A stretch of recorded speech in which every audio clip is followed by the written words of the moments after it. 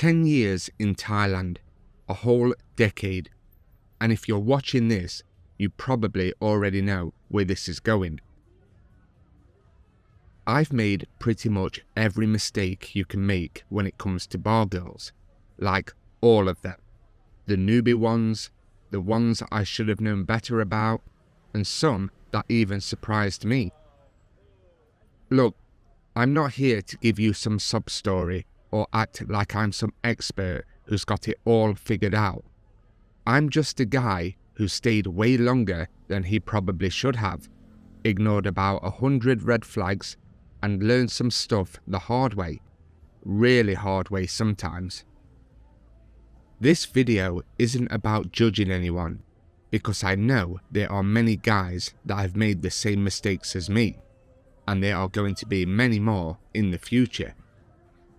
It's simply just me laying out all of the dumb stuff I did, the money I wasted, the drama I could have avoided, and the lessons that took way too long to understand.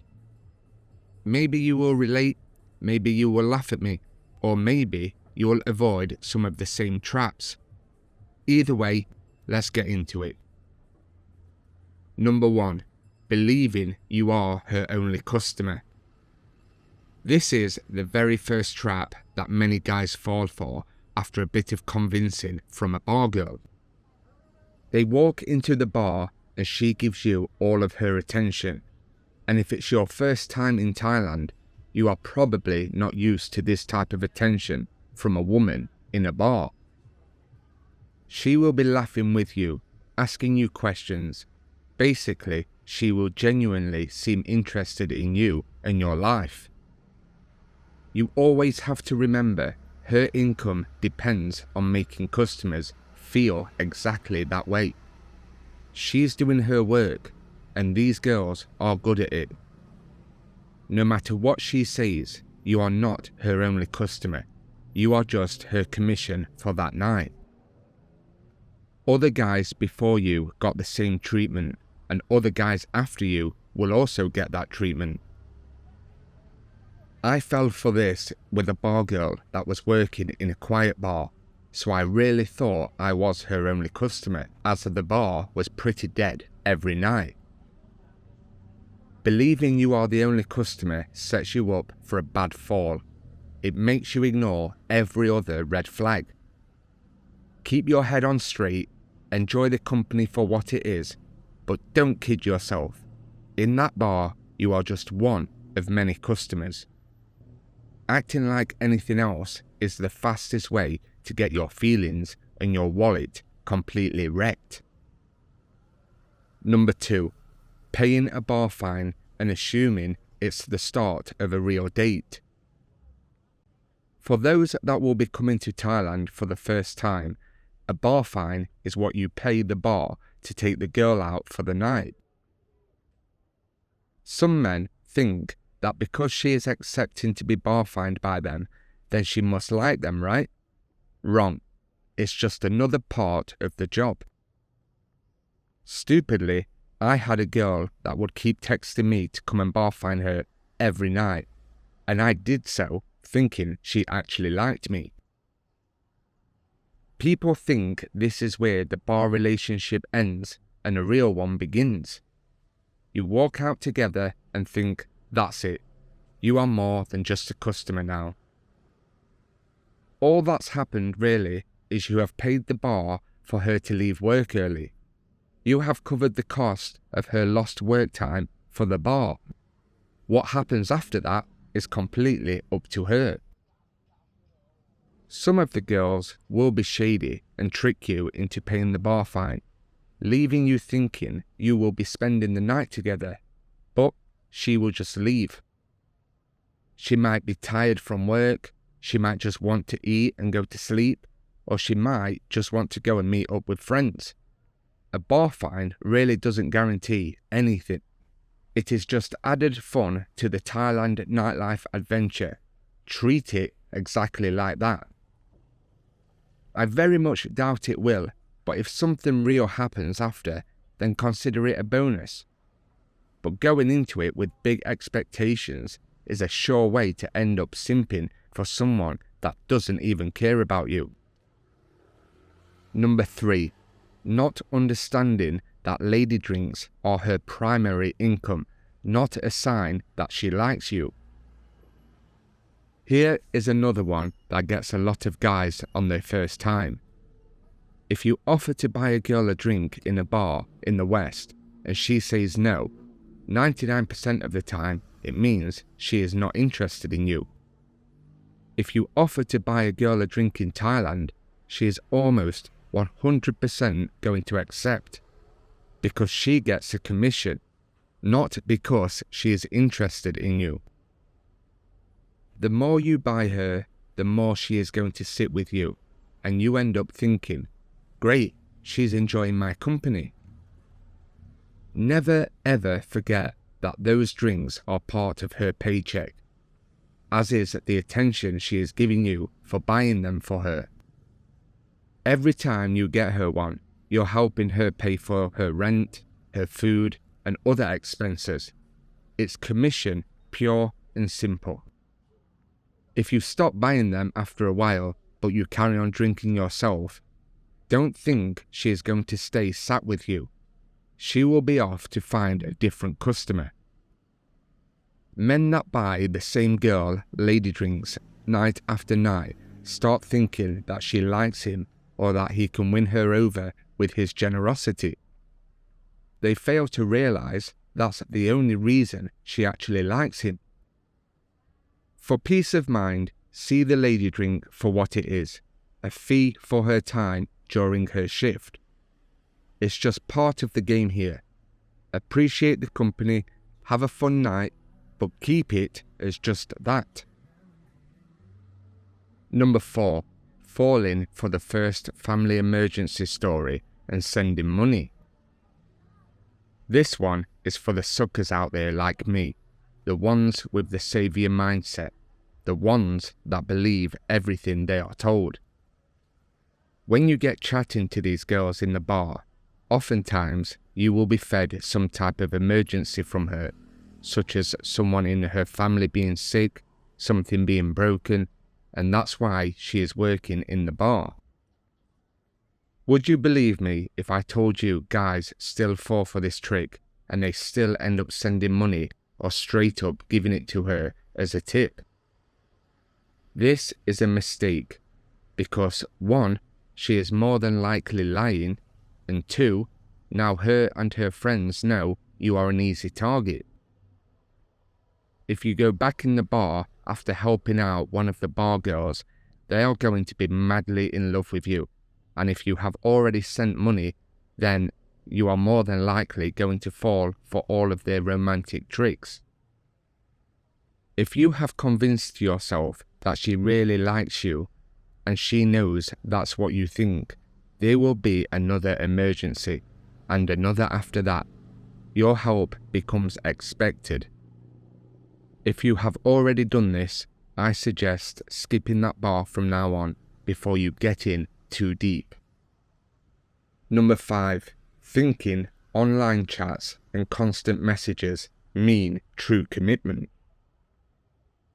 Let's say you walk into a bar, start chatting to one of the girls, and before you know it, you have taken a bit of a liking to her. So every chance you get, you end up back at her bar to see her. Eventually, if she hasn't already, she will give you her line or some other app to contact each other while you are not at the bar. You will text all day. She sends voice notes, photos, constant updates, and sweet little messages. It will make you feel she is your genuine girlfriend, but for her, it's just texting. She's keeping you hooked and keeping you spending. Planning your trip around her messages is a trap. If you start falling for everything she is sending you, then you'll end up wasting your whole holiday just on her. If we are being 100% honest, do you really think you are the only customer she is messaging these sweet little messages to?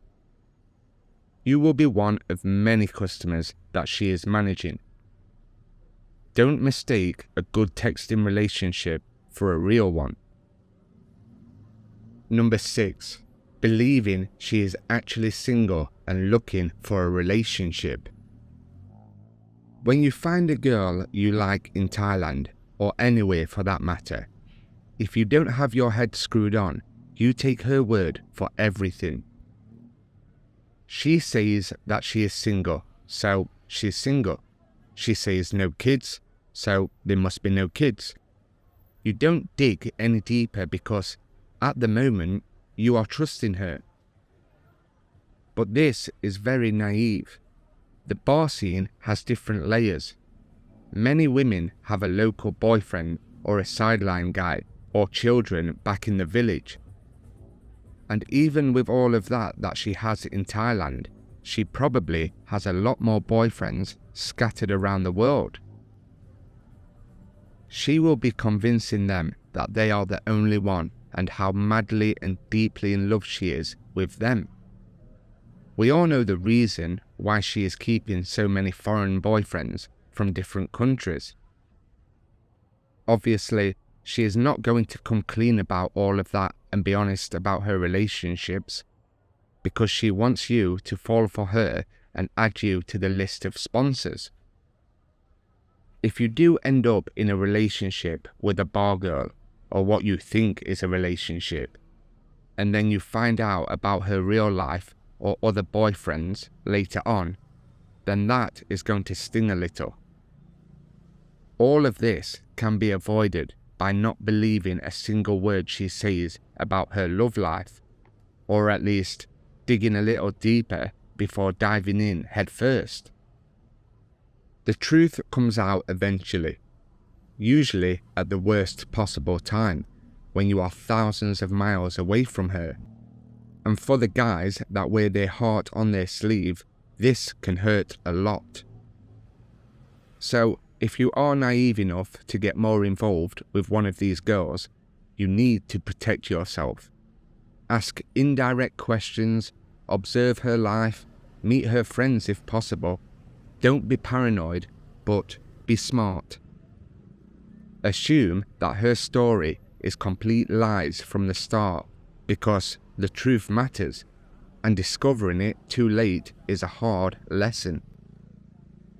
Number 7. Lending money and expecting it to be paid back. Some guys will get close to girls that they meet in bars. I don't mean thinking they are in a relationship, but also becoming good friends, or so they think.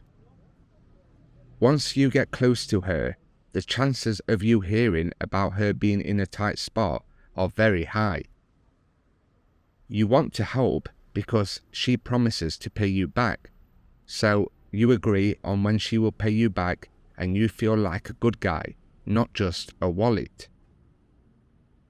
In the bar world, that loan is a gift with a different label. The payback date will come and go. There will be a new reason or a bigger emergency as to why she cannot pay you back yet. Money given here rarely comes back. Calling it borrowing is just a way for them to convince you that you will be paid back. Any money you hand over is gone forever. If it comes back, it's a miracle. Number 8. Thinking you can save her from the bar scene. So, you meet this girl, she's working in a bar, she's shown you a lot of attention, and you have paid her lady drinks. By all accounts, you are having a fantastic night with her, and you get along so well that you now have this vision in your head. You are going to be the guy who changes everything for her. Pull her out of that life, give her something better, and be the hero. It feels good, right? Makes you feel important, needed, like you are doing something meaningful. I get it, I really do, because I thought the same thing. The one thing that took me way too long to accept, you are not saving anyone. What you are actually doing is just becoming a new source of income for her. Added to the list of other guys that have tried before you. That's it. Her job at the bar pays her rent, sends money to her family, and covers her life. Your grand rescue plan doesn't solve that. It just means now you are the one paying for it all, on top of the bar customers and the other sponsors that she may have. Look, maybe she does want a different life. Maybe she is tired of the bar scene.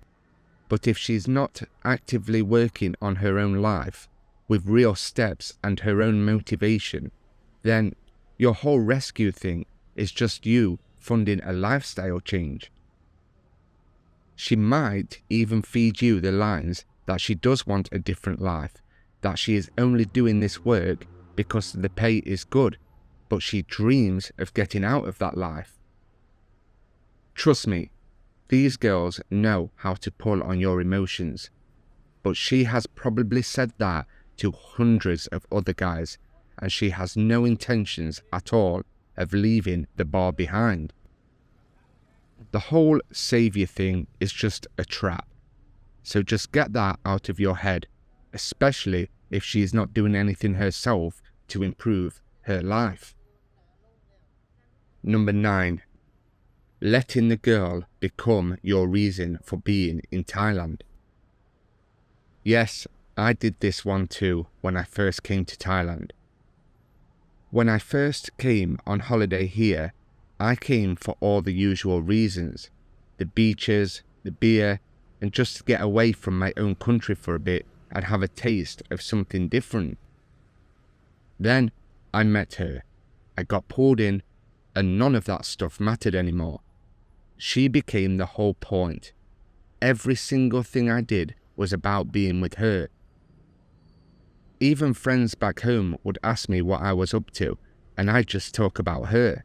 My plans were her plans. My life was her life, and that was a terrible idea. My whole trip was pretty much going to her bar, buying her lady drinks, and then bar fines. That was how it was just about every night.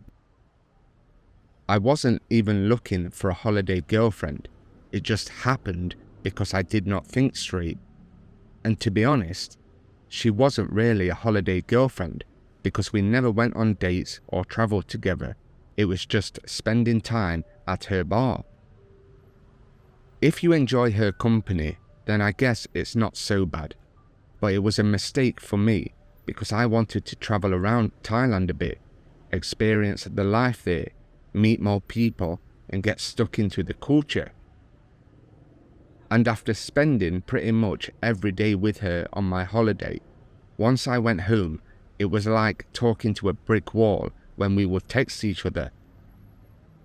It's safe to say it did not work out with her when I left. I was just her ATM while I was there, and silly old me fell for it. Number 10. Sending large sums of money when you are back home. This one got me bad. You are back home, she's still in Thailand. It's only a matter of time until the money requests start rolling in. It's not a case of if, it's a case of when. Because I guarantee you, if you keep in touch with a bar girl when you get back home, it will eventually happen. You'll be sitting there, thousands of miles away, can't see what's actually happening, and every message is about some emergency or bill or problem that needs cash to fix right now. Thrown in there will be some lovely messages about how much she misses you and can't wait to see you again, how she hasn't been happy since you have left. You fall for it and you send it, because what else are you going to do from halfway across the world? You can't verify anything. You can't go and check on the situation yourself.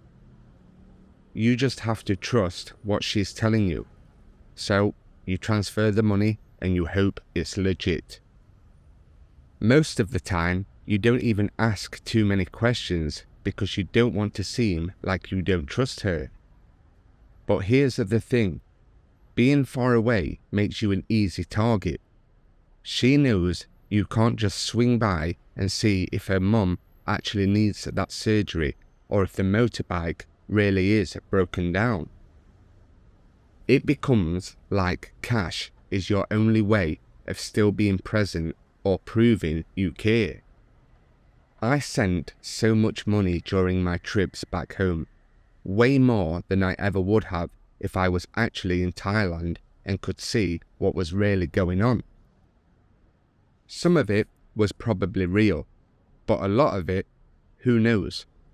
I was just a guy with a bank account sitting in another country, easy to hit up because I was already in too deep with her. Don't let the distance turn you into an ATM. If you wouldn't send it while standing next to her, don't send it from another continent either. Number 11. Competing with other customers to prove you are the best. Don't let your ego get the better of you here. If she's telling you about how good her other customers are to her, it's just emotional blackmail, and she wants you to do better. She might mention some other guy bought her a gold bracelet, or took her to Phuket for the weekend, or sent her 20,000 baht just because, and something in your brain just switches on. You are not going to let some other guy outdo you, so you buy her something nicer, send her more money, plan a better trip. Now you have just entered a competition where everyone loses except her. You are literally bidding against other customers like you are at an auction, except this auction never ends and you never actually win anything. She's got you right where she wants you, feeling like you need to prove you are better than the other guys. That bracelet cost half of what she said it did. That trip to Phuket was actually a weekend in Pattaya. It doesn't matter though, because you already sent double to prove your point. I did this for months before I realized what was happening. Every time she'd mention another customer, I'd immediately try to top it. It felt like I was winning, and I wanted to be her favorite. Really, I was just the easiest one to manipulate because my ego was tied up. You cannot win a game when the rules are designed to drain your wallet. Ignoring advice from experienced, level-headed, long-term expats. Now, take this one with a grain of salt, because when I first moved to Thailand, I used to hate listening to other foreigners. They all thought living in Thailand was some kind of flex. They'd marry a Thai girl and then instantly become experts on everything. 99% of the time, they are cringe and start their sentences with, "I've lived in Thailand for so many years." They think they are better than everyone else. But sometimes, just sometimes, you get some real solid advice from a long-timer that isn't trying to flex. He's just trying to tell you the score. These guys had literally seen my exact situation play out dozens of times. They knew how it was going to end because they'd either been through it themselves or watched it happen over and over. They were trying to save me from making a big mistake and losing a ton of money. But I thought I knew better, because my situation was different, right? My girl was special. She wasn't like the other girls. So I would smile, nod, and completely ignore everything they said. Kept doing exactly what I was doing.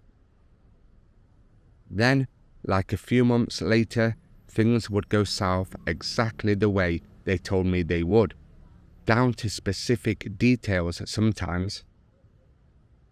So listen to the expats who've been there a while, especially the ones who aren't dramatic or angry about it. You will be able to tell if they are genuinely trying to help or if they are just another Thailand expert wannabe. So there you have some of my mistakes that I have made. I'm not telling you this stuff to make you paranoid, or to say every bargirl relationship is doomed. Some guys make it work, but most don't, and I wasn't one of the lucky ones. 10 years is a long time to keep making the same mistakes over and over. It can be fun making these mistakes. You learn a lot along the way, and I had to learn it myself. Lose the money, go through the drama, feel like an idiot multiple times. That's just how it goes sometimes. But if even one or two of these points make you stop and think before you do something stupid, then my submission did a good job. Thailand is an amazing place. I don't regret my time there, even with all of the mess. But I do wish I'd gone into things with my eyes open instead of walking around like I had it all figured out when I clearly didn't. We have all been naive at some point. Might as well learn from each other. Take care.